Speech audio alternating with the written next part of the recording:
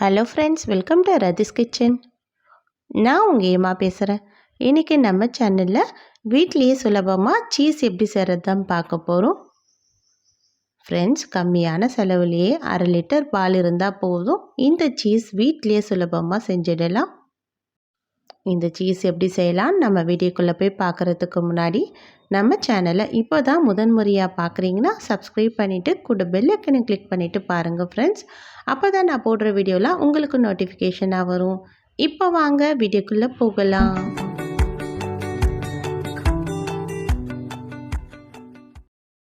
Friends, இந்த cheese செய்கிறதுக்காக இப்போ ஒரு ஸ்டவ்வில் அடிகனமான பாத்திரம் வச்சுக்கலாம். இதில் கொஞ்சமாக தண்ணி சேர்த்துட்டு இப்போ இதில் நான் ஃபுல் க்ரீம் மில்க் தான் சேர்க்க போகிறேன். இன்றைக்கி நான் 1/2 லிட்டர் அளவுக்கு இது போல் ஆரோக்கிய மில்க் சேர்த்துருக்கேன். இது கொஞ்சம் நல்லா திக்காக இருக்கும், அதனால தான் இந்த பால் எடுத்துக்கிறேன். நீங்கள் எந்த பால் எடுத்தாலும் அது நல்லா திக்கான பாலாக பார்த்து வாங்கிக்கோங்க. இந்த பாலை இப்போ இதில் சேர்த்துட்டு இது ரொம்ப சூடாகக்கூடாது, கை பொறுக்கிற அளவுக்கு சூடு வர அளவுக்கு இது நல்லா சூடாகி வரட்டும்.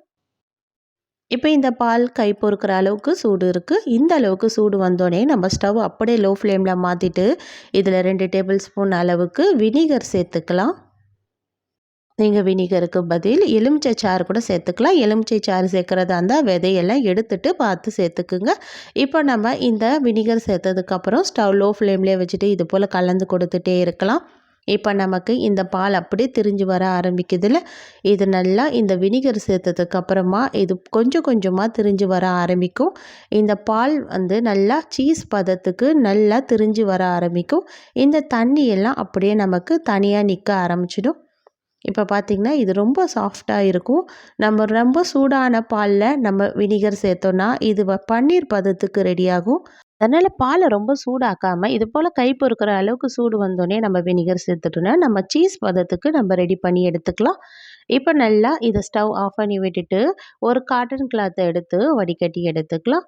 இப்போ நம்ம இந்த சீஸை மட்டும் தனியாக இது போல் தண்ணியை வடிச்சிட்டு எடுத்துக்கலாம்.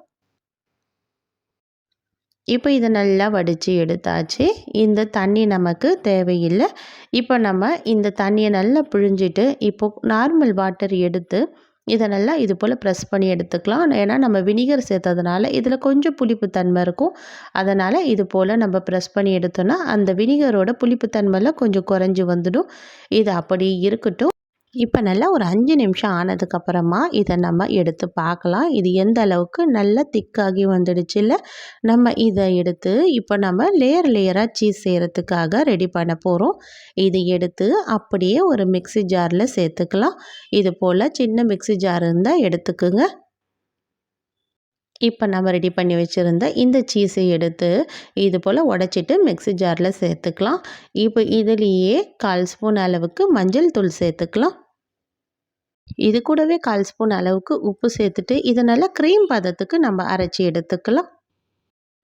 இப்போ நம்ம அரைச்சி எடுத்த இந்த சீஸ் க்ரீமை எடுத்து கொஞ்சம் நல்லா ஹீட் பண்ணணும். அதுக்காக இது போல் ஒரு அகலமான கடாய் வச்சுக்கலாம். அதில் கொஞ்சம் தண்ணி நல்லா சூடானதுக்கப்புறமா இந்த சீஸ் எடுத்து இதில் சேர்த்துப்போம். இந்த பவுலில் சேர்த்துட்டு அப்படியே இந்த கொதிக்கிற தண்ணி ஹீட்டில் நல்லா கலந்து கொடுத்துட்டே இருக்கணும். இப்போ இது போல் நல்லா பொறுமையாக கலந்து கொடுக்கலாம். இந்த சீஸ் க்ரீம் நல்லா ஹீட் ஆகி ஓரளவுக்கு திக்னஸாக நம்ம ரெடி பண்ணணும். இப்போ நல்லா ஒரு 5 நிமிஷத்துக்கு அப்படியே ஸ்டவ்வை மீடியம் ஃப்ளேமில் வச்சுட்டு இது போல் கலந்து கொடுத்துட்டே இருக்கலாம். இது ஓரளவுக்கு நல்லா திக்கான க்ரீம் பதத்துக்கு வரணும். அந்த அளவுக்கு நம்ம இது போல் கலந்து கொடுத்துக்கலாம். இப்போ நல்லா ஒரு 5 நிமிஷம் ஆனதுக்கப்புறமா இந்த அளவுக்கு திக்னஸில் நம்ம இதை எடுத்து அப்படியே ஒரு ட்ரேயில் மாற்றிக்கலாம். இந்த க்ரீம் நல்லா திக்கான பதத்துக்கும் நல்லா க்ரீமியாகவும் இருக்குல்ல, இந்த அளவுக்கு இருக்கிற க்ரீமை எடுத்து இப்படி ஒரு ட்ரேயில் மாற்றிக்கலாம். இந்த ட்ரேயில் நம்ம ஆயிலெலாம் எதுவும் அப்ளை பண்ணணும்னு அவசியம் கிடையாது. இந்த ட்ரேயில் இது போல் இந்த சீஸ் க்ரீமை அப்ளை பண்ணிவிட்டு இதை நல்லா ஆற வைக்கணும். இது நல்லா ஆறி வந்ததுக்கப்புறமா ஃப்ரீசரில் ஒரு 10 நிமிஷம் வச்சு எடுத்தால் போதும். இல்லை ஃப்ரிட்ஜில் வைக்கிறதா இருந்தால் ஒரு 1/2 hour வச்சு எடுத்தோன்னா நமக்கு இது நல்லா செட் ஆகி வந்துடும். இப்போ இந்த சீஸ் நல்லா செட் ஆகி வந்துடுச்சு. இப்போ நம்ம இது போல் ஒரு கத்தி வச்சு நல்லா ஸ்லைஸ் பண்ணி எடுத்துக்கலாம். நமக்கு சீஸ் எந்த சைஸில் ஸ்லைஸ் பண்ண விருப்பமோ அந்த சைஸில் நம்ம இது போல் கட் பண்ணி எடுத்துக்கலாம்.